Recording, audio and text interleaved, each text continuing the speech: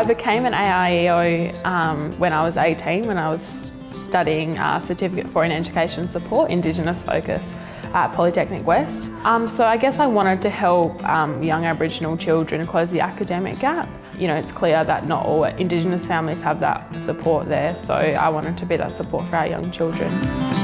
It's really important for Indigenous children to have a sense of belonging in their educational environment.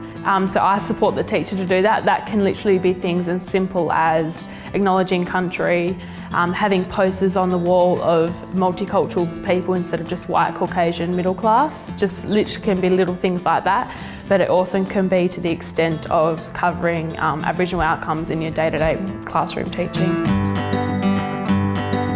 I actually found my first prac really hard because I realised that not all schools support their Indigenous students as much as they could, and that was really hard for me to take. I'm just aware that some teachers don't know, and I just need to model that for them and let them know that I'm also here to support them in that way.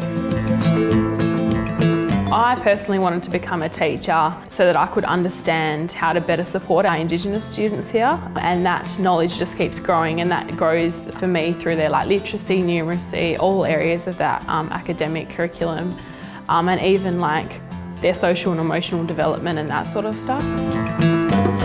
I support my children in many ways, so I obviously do classroom support and things like that, but I also run a girls group every Friday, and that is for our female Indigenous students here who are what are called SAYA students, so students at educational risk.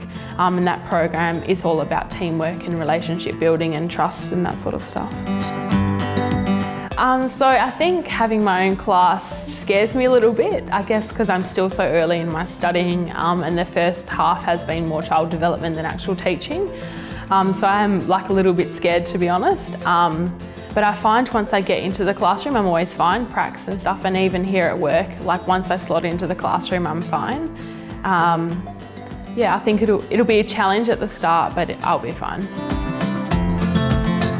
Our Indigenous kids need more Indigenous role models in jobs like the classroom, where they can see you every day and they know that you're at work every day and that you've bettered yourself and further educated yourself to be in this sort of role.